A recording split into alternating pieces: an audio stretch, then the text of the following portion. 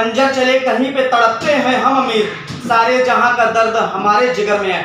जी हाँ दोस्तों, इस वक्त हमारे साथ मौजूद है सफलता और कामयाबी की जीती जागती मिसाल, जिनसे आज हम चुनावी मुद्दों पर बात करने जा रहे हैं, जिन्हें हम और आप समाजवादी पार्टी के पूर्व जिला अध्यक्ष आफ्ताब आलम अंसारी के नाम से जानते हैं। तो आइए शुरू करते हैं आफ्ताब आलम अंसारी साहब से बातों का सिलसिला। अध्यक्ष जी, बातों का सिलसिला शुरू करने से पहले हमारा न्यूज नेटवर्क आपका बहुत बहुत स्वागत, अभिनंदन, वेलकम और इस्तकबाल करता है। शुक्रिया। अध्यक्ष जी, मुस्लिम समाज और कुर्मी समाज का सहयोग अगर देखा जाए तो समाजवादी पार्टी को इस बार खुलकर मिल रहा है। शबनम बेगम को अगर यहाँ की जनता अपना जो है चेयरमैन चुन लेती है तो क्या कुछ प्राथमिकताएं नहीं आपकी पार्टी की और आपकी? देखिए, समाजवादी पार्टी का जो अपना एक सूत्रीय कार्यक्रम समझ लीजिए कि समाजवाद का मतलब ये होता है कि सभी लोगों की एक साथ जो है भलाई, किसी से वैमनस्यता नहीं रखना, किसी से दुश्मनी नहीं रखना, सबके साथ के लिए काम करता है। अगर चेयरमैन हमारा जीतता है तो वोट देने वाले तो हो सकता है कि 30% और 40% में ही चुनाव जीत जाए, लेकिन जब चेयरमैन बनेगा तो वो पूरे नगर पालिका का चेयरमैन बनेगा और पूरे तमाम जो है पूरे नगर के लोगों की भलाई की जिम्मेदारी चेयरमैन की बनती है। यही समाजवाद है और पूरे नगर की भलाई के लिए जो भी काम करने होंगे हमारी प्रत्याशी उसको करेंगी।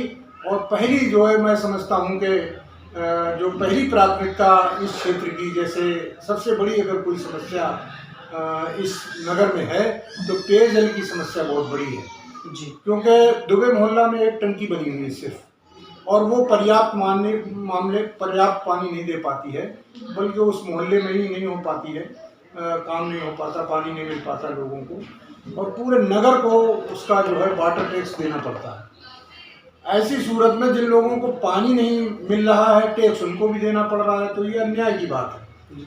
सबसे पहले ही हमारी प्राथमिकता ये होगी कि लोगों को स्वच्छ पेयजल यानी शुद्ध पीने का पानी मुहैया कराया जाए। इसके लिए हमें एक टंकी का और निर्माण करना पड़ेगा, जो ग्यासपुर में पास में एक जगह पड़ी हुई है नगर पालिका की, 1 बीघे के आसपास है। तो उसमें जो है सबसे पहला काम ये होगा कि उसमें एक पानी की टंकी बनवा के लोगों को साफ़ सुथरा पीने के लिए पानी मुहैया करा दिया जाए।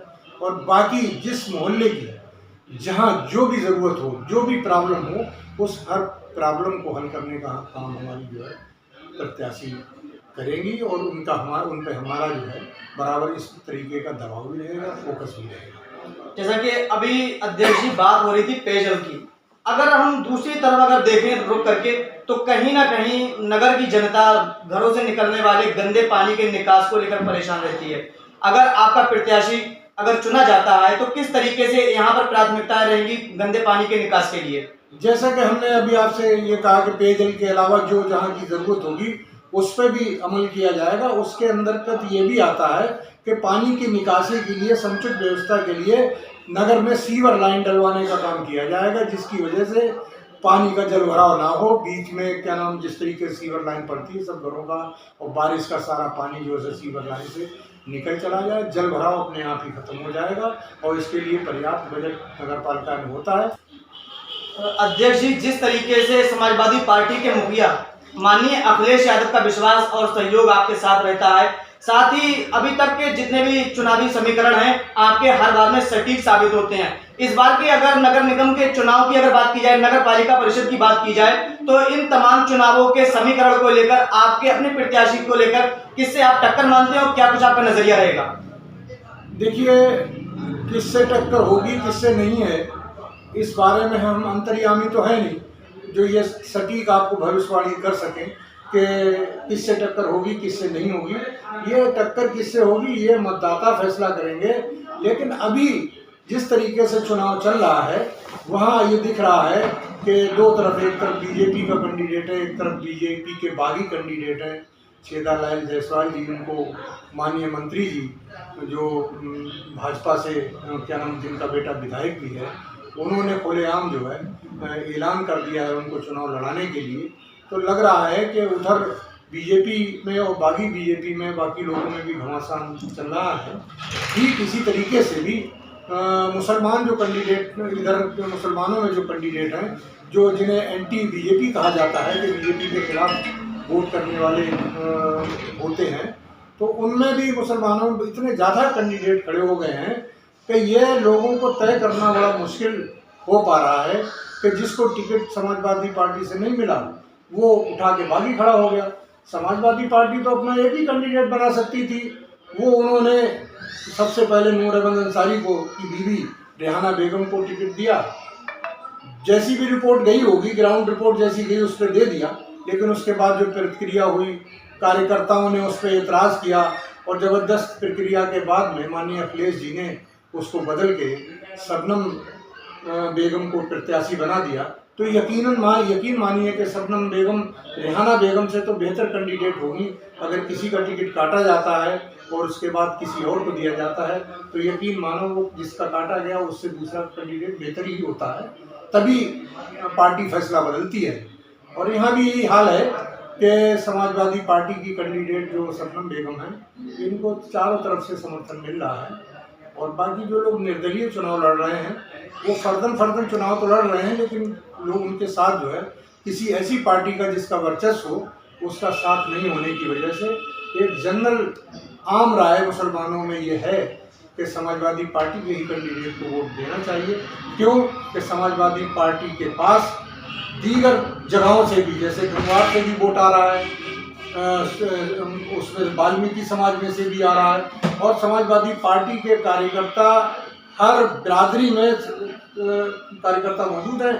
तो इसलिए वो सारे लोग अगर अपने परिवार से भी दिलवाएंगे तो छोट जो भी वोट आएगा वो सिर्फ समाजवादी पार्टी का केस हो रहा है। तो ऐसे में मुसलमानों ने सोचा कि सिर्फ समाजवादी पार्टी दूसरे समुदाय से भी वोट लेके आ रही है और समाजवादी पार्टी का अपना भी वोट बैंक है और ख़ास तौर से मुसलमानों का झुकाव भी समाजवादी पार्टी की तरफ है।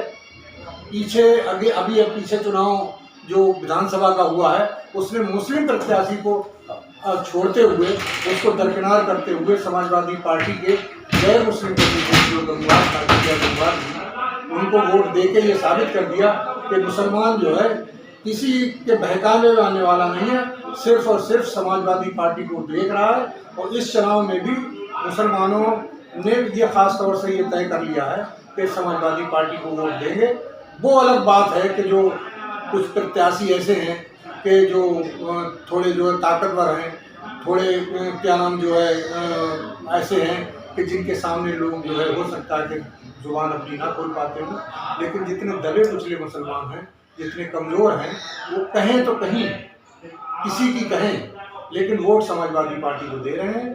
और अंतोगत्ता कल आने वाले चुनाव में भी आम रुझान यही होगा कि लोग समाजवादी पार्टी को देखेंगे, किसी प्रत्याशी को नहीं देखेंगे। अध्यक्ष जी, बहुत अच्छी आपने बातें हमें बताई। अब हम चाहते हैं कि आज के हमारे इस कार्यक्रम के माध्यम से आप हमारे दर्शकों, खास तौर से बीसलपुर की जनता को कोई एक संदेश दें। क्या संदेश देना चाहेंगे? बीसलपुर की जनता के लिए ये संदेश है कि टारगेट पर नजर रखें, इधर उधर बहकने की कोशिश ना करें। टारगेट क्या है कि आज वहाँ हालात बहुत ख़राब हैं, महंगाई दर बहुत ज़्यादा बढ़ चुकी है और तमाम बेरोज़गारी इस हद तक बढ़ गई है कि नौजवान त्राही कर रहा है। गैस सिलेंडर महंगा हो गया, पेट्रोल महंगा हो गया, खाने पीने की चीज़ें महंगी हो गई।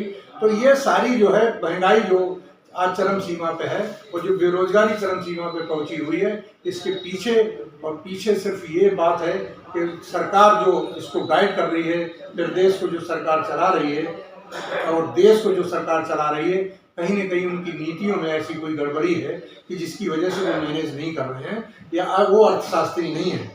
तो जब हम मैनेजमेंट बेहतर करते हैं तो देश भी बेहतर चलता है और प्रदेश भी बेहतर चलता है, और हम अपने घर का मैनेजमेंट करते हैं तो हमारा घर भी बेहतर चलता है। तो ये मैनेजमेंट जो है ठीक कैसे हो, इसके लिए जो सरकार नहीं चला पा रही है उस सरकार को हमें बदलना होगा। और उस सरकार बदलने के लिए आने वाला अगला चुनाव, अगर हम केंद्र सरकार बदलना चाहते हैं तो अगले साल 2024 में पार्लियामेंट का चुनाव है, तो उसको बदलने के लिए, और 2027 में प्रदेश का चुनाव है, राज्य का चुनाव है उत्तर प्रदेश का, उसको बदलने के लिए 2027 के लिए हमें तैयारी करनी है। उस तैयारी के तौर पे आज जो चुनाव कल होने वाला है ये सेमीफाइनल है और ये प्री टेस्ट है। जैसे हम अपने बच्चे को जाते हैं स्कूल में दाखिला कराने के लिए तो वो कहते हैं कि भाई पहले टेस्ट होगा, आपका बच्चा पढ़ने लायक है तो हम इसका एडमिशन करेंगे। ठीक इसी तरीके से आज ये चुनाव नगर का हो रहा है, इसमें ग्रामीण क्षेत्र हिस्सा नहीं लेना। और नगर के चुनाव में लोग जो है यहाँ से अगर समाजवादी पार्टी के लोगों के कैंडिडेटों को लोगों ने जिताया, मैं पूरे जिले के लोगों से आह्वान करता हूँ कि समाजवादी पार्टी के कैंडिडेट अगर वो जिता के भेजेंगे तो पूरे प्रदेश में ये काउंट होगा कि समाजवादी पार्टी के कितने कैंडिडेट जीत के आए और बीजेपी के कितने जीत के आए। इससे यह तय होगा, गांव वाले ये तय करेंगे किसका पलड़ा भारी है और उसकी तरफ रुझान लोगों को बढ़ेगा। अगर समाजवादी पार्टी के लोग ज़्यादा जीत के आते हैं नगर पालिका का तो यकीनन आने वाला लोकसभा का चुनाव और आने वाला विधानसभा का चुनाव समाजवादी पार्टी के हक में जाएगा। यही मेरा संदेश है कि अगले आने वाले चुनाव में सरकार बदलने के लिए इस नगर पालिका में भी समाजवादी पार्टी के कैंडिडेटों को वोट देके उनको विजयी बनाएं और आगे आने वाले माननीय अखिलेश यादव जी के हाथों को मजबूत करें और आगे आने वाले के लिए सरकार समाजवादी पार्टी की बनने के लिए राह हमवार करें। हमें आपसे बात करके काफी अच्छा लगा और हम आशा करते हैं भविष्य में भी आप हमें इस तरीके के बहुत बहुत हमें अपनी बात रखने का अपने मौका दिया।